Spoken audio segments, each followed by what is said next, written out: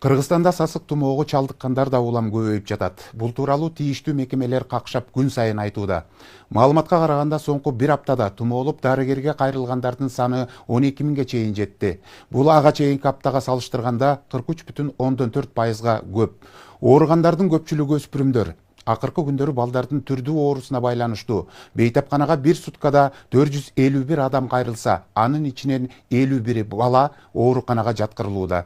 Тейлеп жетиш албай жаткан абалды эске алуу менен Саламаттык сактоо министрлиги Бишкектеги балдардын шаардык клиникалык тез жардам ооруканасынын аймагында 8 мобилдик госпиталда орнотту.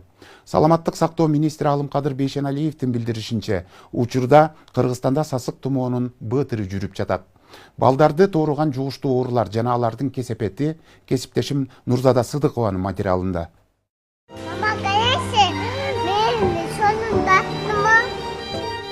3 жашар кыздын өлүмү апта соңундагы каргашалуу окуялардын бири болуп калды. Кичинекей Алия Бишкектеги стоматологиялык клиникалардын биринде тишине операция жасалып жатканда чарчап калды. Окуя 18 декабрда болгон. Бул тууралуу адвокат Канат Хасанов Facebook баракчасы аркылуу маалымдаган. Анда айтылган маалыматта кыздын тиштери ооруп ириңдеп жаткандыктан аны дарылатуу үчүн ата-энеси Бишкектеги Дентамакс жеке клиникасына кайрылып, дарыгерлер операция керек экенин билдирген. Операция аталган клиникада эмес, Иса Ахунбаев атындагы окуу илимий дарылоо медициналык борборунун анестезиология жана реанимация бөлүмүндө жасалган. Дарыгерлер муну ал жерде жакшы шарт түзүлгөнү менен байланыштырышкан. Атасынын айтымында кызга севоран дарысын жыттатып тишин тазалайбыз дешкенин, бирок ага ийне сайышканын, наристе ошол бойдон ойгонбой калганын айткан. Жазап бүтүп калганбыз, анан жүрөгү токтоп калды деп айтты ошол жерде.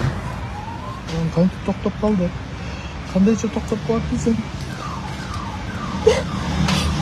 Биз ошо дарылап атканда эле эми чыгып калган менен келинчегиме чуркап эле айттым. Ушундай болуптур десем эле келинчегиме экөөбүз чуркап. Бирсем кызым көп болуп калган. Уже ал бир жарым саат жаткан немеси бар да, ал жерде мурда эле каза болуп калган окшойт. Иштиги кыйынбак алып бергиле. Мен ошолорго гана ишенем. Азыр күндө көрүнгөн жактан чалышып, балама давление кылып атышат. Экөөнүн көргөн күнү не болот? Мен аларды көрүп, мен кантип жашайм?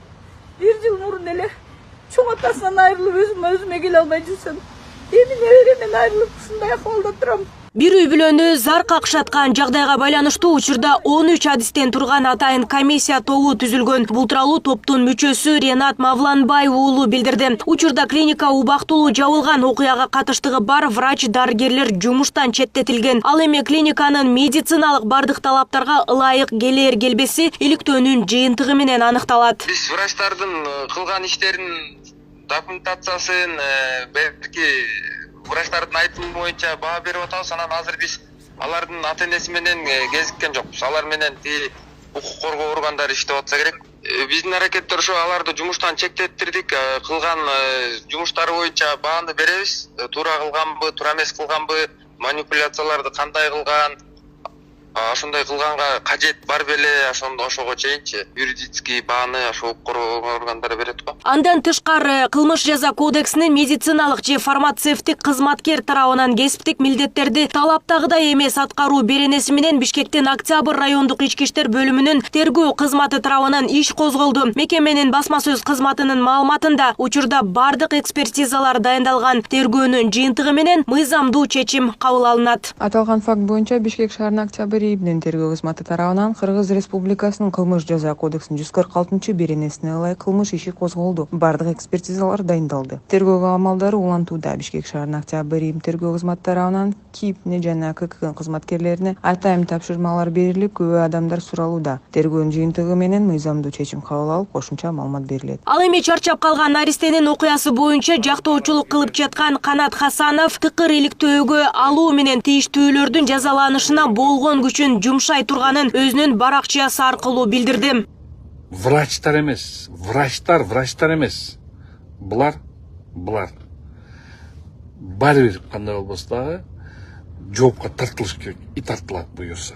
Буну аягына чейин чыгарам, жоопко тарттырганга алып барам.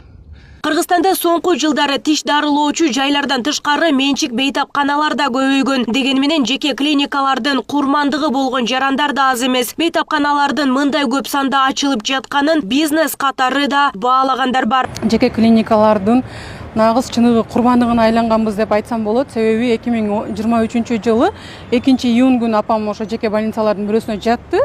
Өкүнүчтүүсү эч кандай диагноз коюлган жок. Эң жогорку дозадагы обезболивающийни берип, капельницадан алган жок. Ошону менен 2 сутканын ичинде сөөгүн бизге колубузга кармады. Жеке менчик клиникаларды мен айта алам, адамдын ден соолугун сатуучу бизнес деп эле айта алам. Анткени ал жерде эч кандай бир рентген жок, же болбосо нормальный бир УЗИси жок, же болбосо бир анализ тапшыра турган лабораториясы жок, а бирок аптекасы бар. Анын ичинен кайсы баада болсо дагы дарыны таба аласың. Азыркы учурда аптекалар ошол жеке менчик эмелердин муктаждыгына жараша ачылган жок.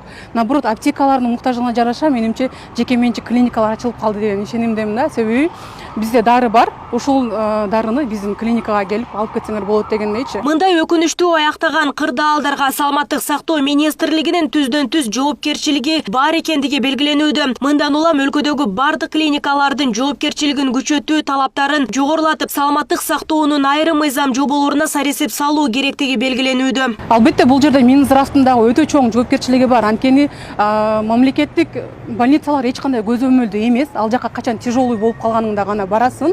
И ошо бир закону бар экен, апам мисалы жүрөгү ооруган, 6 ай болмой сайын мамлекеттик больницага жата албайт экенсиң. Албетте биз муктаж болдук, эл муктаж жеке менчик больницаларга. Бирок канчалык деңгээлде алар талапка жооп берип атат, кайсы талап менен ачылып атат. Мен мисалы биз барган больницада чоң возрасттагы мени көргөн жокпуз, врачтарды көргөн жокпуз. Түбү сүрүштүрүп келсең бир чоңдун же болбосо баруу эле депутаттын кызыкчылыгына айланган мекеме болот, бизнес болот. Кыргызстанда лицензиялык жана санитардык талаптарга жооп бербеген 485 менчик клиника жабылганы кабарланды. Алардын 333-үнө 3000 сомдон 7000 сомго чейин айыппул салынган. Алардын көбү лицензиясы адистери жок ачылган. Басымдуу бөлүгү стоматология менен косметология, пластикалык операция жасагандар. Айыппулдун аз өлчөмдө болуп жатканы клиникалардын ишмердүүлүгүнө анчейин кедергисин тийгизбейт, кайра эле ачылып ишин уланткан фактылар бар.